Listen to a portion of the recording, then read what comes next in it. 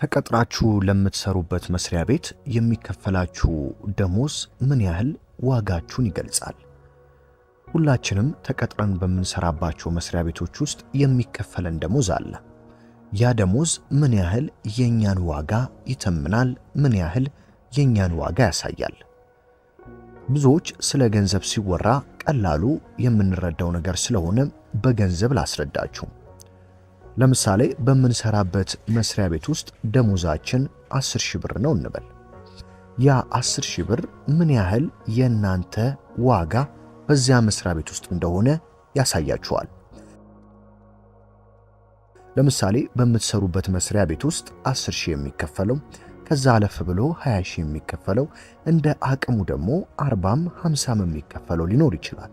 ምክንያቱም ይህንን ስታዩ ታዲያ በዛ መስሪያ ቤት ውስጥ እናንተ ያላችሁን ዋጋ ቁልጭ አድርጎ ያሳያችኋል። የሚከፈላችሁ ዝቅተኛው መጠን ከሆነ የናንተ ለዛ መስሪያ ቤት ያላችሁ ዋጋ ዝቅተኛ መሆኑን ያሳያል። በምትሰሩበት መስሪያ ቤት ውስጥ የሚከፈላችሁ ደሞዝ ከፍተኛው የክፍያ ጣሪያ ከሆነ ደግሞ ለዛ መስሪያ ቤት ያላችሁ ዋጋ ከፍተኛ መሆኑን ያሳያል። ታዲያ ይህንን ዋጋችንን እንዴት አድርገን ነው ልንለውጠውና ልናሻሽለው የምንችለው? በመስሪያ ቤት ውስጥ ጠዋትም ተነስታችሁ ግቡ፣ አርፍዳችሁም ግቡ፣ ዝቅተኛው የክፍያ ጣሪያ የሚከፈላችሁ ከሆነ ያ ነው ሁልጊዜ የሚከፈላችሁ። ምናልባትም የሥራ ማሻሻያና የወንበር ማሻሻያ እስካልተሰጣችሁ ድረስ። ስለዚህ ከቤታችሁ ተነስታችሁ ሥራ ቦታ እስከምትደርሱበት ላለው ሰዓት አይከፈላችሁ። እንደዚሁም በመስሪያ ቤት ለምታሳልፉበት ሰዓትም አይደለም የሚከፈላችሁ። የሚከፈላችሁ በዚያ መስሪያ ቤት ውስጥ በምታበረክቱት አስተዋጽኦ ነው። ምናልባት እናንተ በጠዋት ገብታችሁ እስከ ማታ ሰርታችሁ 10,000 ቢከፈላችሁ፣ ሌላኛው ግለሰብ አርፍዶ መጥቶና በጊዜ ከሥራ ቦታ ወጥቶ ከፍተኛው የክፍያ ጣሪያ የሆነውን 50,000 ምናልባትም ሊያገኝ ይችላል። ታዲያ ይህ በሁለታችሁ መካከል ያለውን የዋጋ ልዩነት ሲያሳይ የሚከፈላችሁ እያሳለፋችሁ ላለው ሰዓት ሳይሆን እናንተ ለመስሪያ ቤቱ በምታበረክቱት አስተዋጽኦ ነው ብንል ይቀላል። እኔ ወጣት በነበርኩና ልክ በ25 ዓመቴ እጅግ በጣም የማሳዝን ሰው ነበርኩ። በእርግጥ ጠንክሮ በመስራት የምታማ ሰው አይደለሁም። በጠዋት ወደ መስሪያ ቤት እገባለሁ፣ አርፍጄ እወጣለሁ፣ መስራት የሚጠበቅብኝን ሁሉንም ሥራ እሰራለሁ።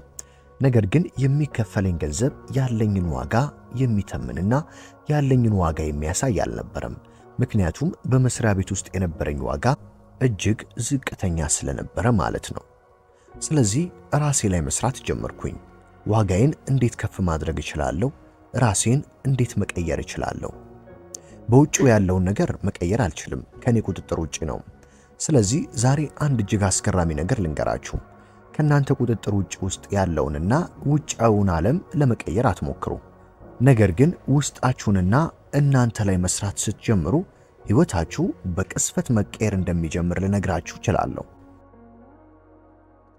የዛሬ 5 ዓመት ጡረታ ለመውጣት በማሰብ ላይ ያለው ከአንድ ዓለም አቀፍ የቢዝነስ ተቋም ስልክ ተደወለልኝ። የቢዝነስ ተቋሙ ስራቸውን ለማስፋፋት የኔን እርዳታ እንደሚፈልጉ ነገሩኝ። ለዚህም $1,000,000 ሊከፍሉኝ እንደሚችሉ ሲነግሩኝ ጡረታ ልወጣ የነበርኩ ሰው ችግር የለውም ልሰራላችሁ እችላለሁ ስል ነገርኳቸው። በእርግጥ ከኔ ውጪ የሚሄዱበት የትኛውም ሰው አልነበራቸውም። ላሰቡት ስራ ትክክለኛው ሰው እኔ ጋር ነበር የደወሉት። ስለዚህ ያንን $1,000,000 ለማግኘት ተስማምቼ ያንን ስራ ሰርቼ ገንዘቡን አገኘው። በ25 ዓመቴ ከእርሻ የመጣው እጅግ ደሃና በኪሴ ውስጥ ስብርባሪ ሳንቲም ብቻ የነበረኝ እንደዚሁም በባንክ አካውንቴ ደግሞ ምንም አይነት ገንዘብ ያልነበረኝ ግለሰብ አሁን ከ5 ዓመት በፊት እንዴት $1,000,000 የሚያወጣ ቢዝነስ ውስጥ ልሰራ ቻልኩኝ?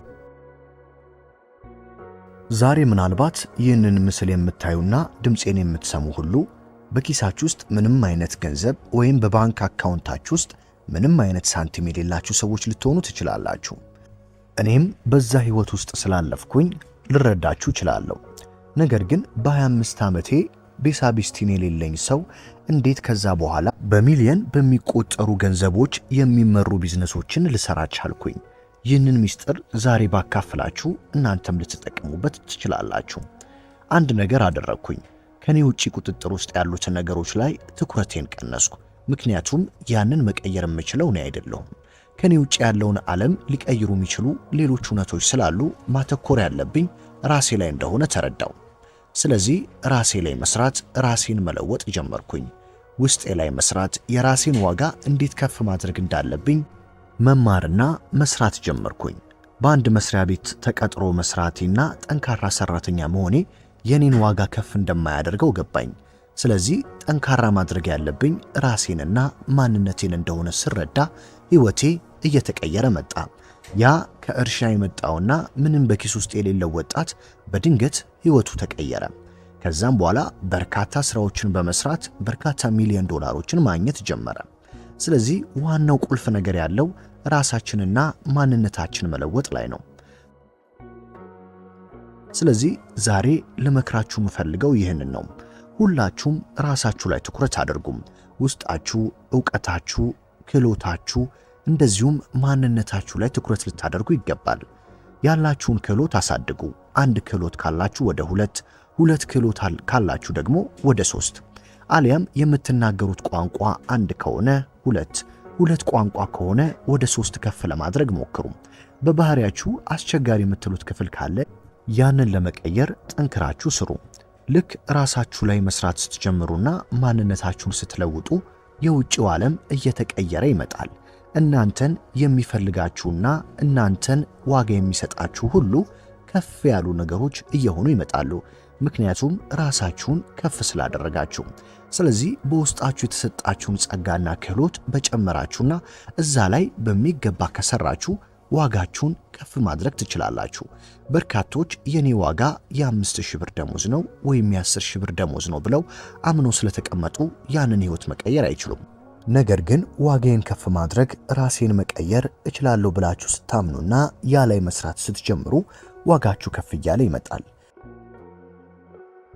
ስለዚህ የኔ ህይወት የተቀየረ በዚህ መንገድ ስለሆነ ዛሬ ትልቅ ትምህርት ልሰጣችሁ ፈልጌያለሁ። ዋጋችሁን ከፍ አድርጉ። በራሳችሁ ላይ ስሩ። ማንነታችሁን ለመቀየር ሞክሩ። ጠንካሮች ሁኑ።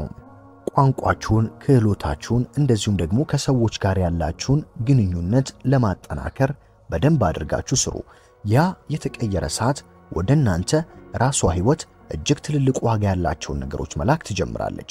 ምክንያቱም ዋጋቸው ከፍ ያሉ ነገሮች ራሱ ፈልገው የሚመጡት ዋጋው ከፍ ያለ ሰው ጋር ስለሆነ እኔ ዛሬ እዚህ ጋር የደረስኩት ከትንሽ ማንነቴ ዋጋዬን ከፍ በማድረጌና ራሴ ላይ በመስራቴ ነው።